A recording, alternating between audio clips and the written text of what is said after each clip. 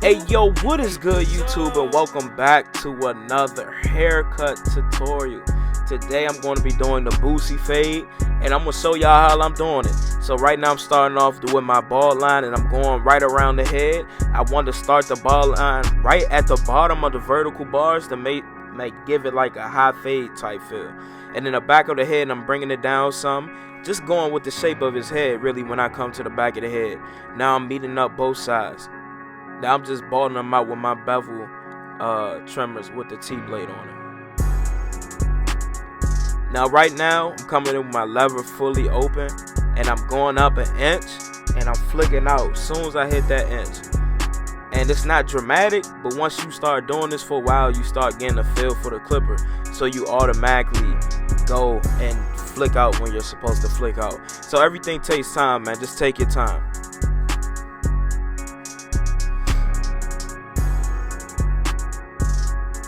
So right now I'm coming in, and this is when I'm starting to go to work now. I'm going with my lever halfway closed, and I go fully closed, and really I'm just trying to knock that line out. I'm not trying to take out the length that I put in, but I'm trying to take that bottom line out. Not the top line, the bottom line. Always make sure to take your time whenever you're cutting your hair, man. Make sure you got a system and you try to stick with that. Me preferably, I'm a Andis system. Like, I like Andis blade and Andis guard system. That's what I used when I first started cutting, so that's really what I like to use. Sometimes I might use a little wall system, but mainly I'm Andis.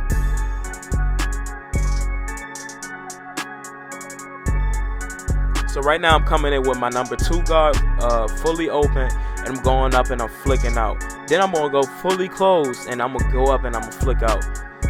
This fade, the Boosie fade, it kind of, the sides fade into his head, if you get what I'm saying. It's not like a high top fade. It's all smooth. The haircut is very smooth, so the sides have to blend into the side of the head. So right now, when I'm going in with my number 2 and I'm going up like that, that's just because I want to make sure that the side of the head, the hair on the side of the head, is blending into the hair on the top of the head. You know what I'm saying? I want to make sure that I make this very simple so those that's out there that have never done this haircut can understand how to do it. So now I'm just walking down my steps. After I did the 2, I'm doing a number 1.5, fully open and fully closed. Now right now I'm coming in with my number 1 guard, fully open, and then I'm gonna go fully closed. And now every time I move down a guard, I'm moving down a step lower, and I'm flicking out a little bit more because I don't want to set another line in. Cutting this way, it lets you see what you have to blend out, so you're automatically attacking that line.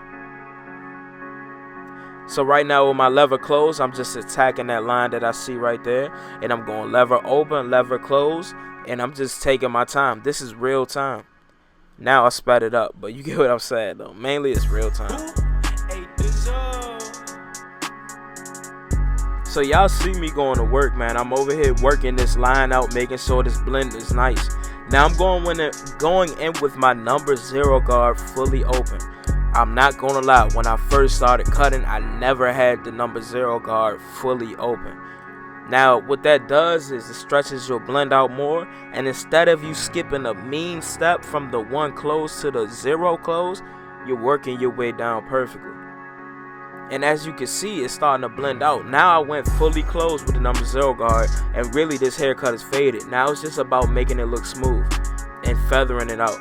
So now I'm just doing some detailing work mainly. I'm just taking my time, flicking out.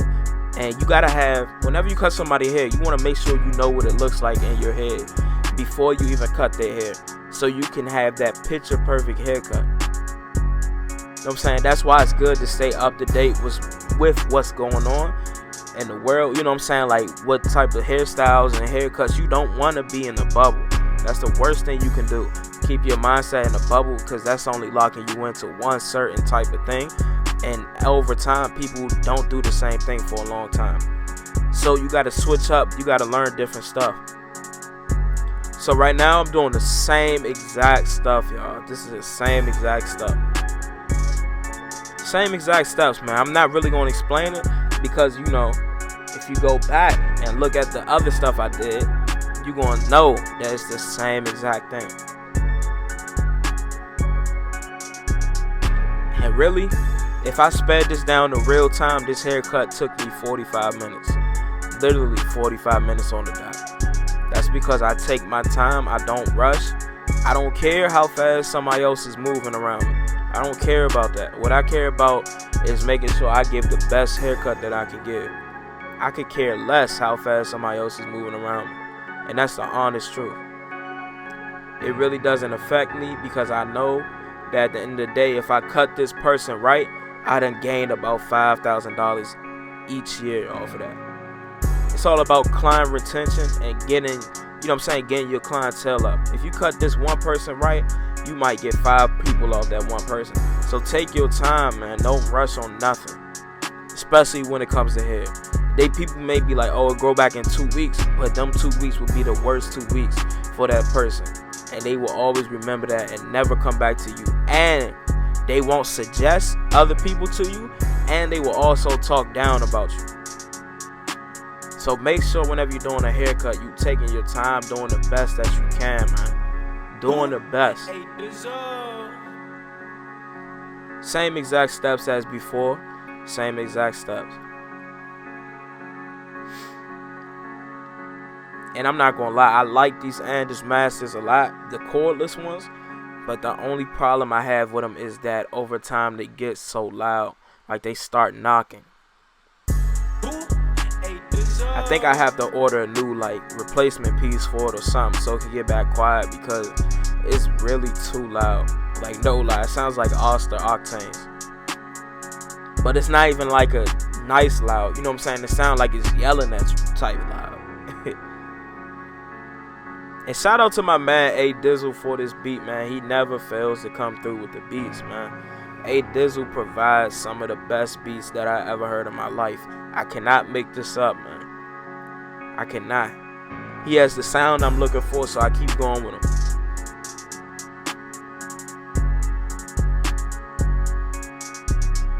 So right now, clip over comb.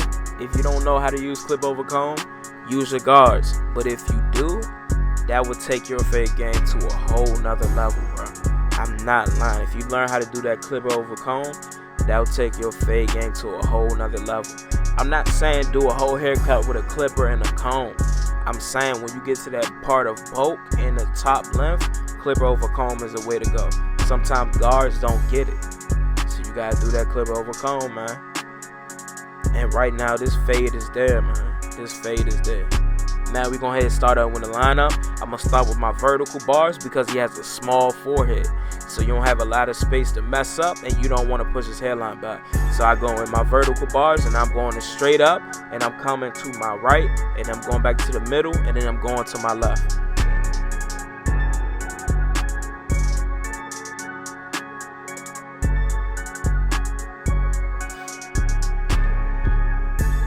Now I switch my position. Usually when I cut, I'm gonna keep it 100 with you. I don't stand in front of the mirror too much. Like I don't look in the mirror a lot. Only when I'm fading, but when I'm doing the shape up, I really don't look in the mirror, which I probably should do. But I do that at the end of the cut, but when I'm shaping them up, I don't. And this shape up is sharp, bro. Shout out to Babyliss for making these trimmers, man. They are hitters. Me personally, I zero gap all the time. And I zero gap more than zero gap, if that makes sense. Like I push the blade a little bit further than zero gap because I just needed that sharp. And you gotta have a light hand when you do that. And you can't shape them up for too long or they're gonna turn red. So you just gotta know what you're doing, man. Just be gentle, man. Be gentle. Now I'm coming in with that Barber Magic pencil, and I just went around the hairline. And now I'm doing my enhancements after I faded that Barber pencil out.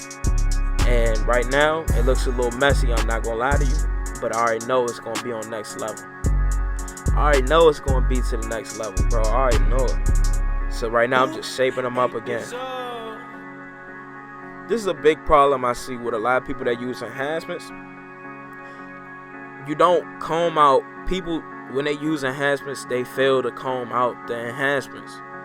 Like, once you spray it on there, it's a clump. And people just shape up a clump. No, that's not how it is. Hair is not a clump. Hair is individual pieces. So you want to make sure that you're combing out your enhancements to lighten up. and make your enhancements look natural. Comb it out, bro. Take your time, bro.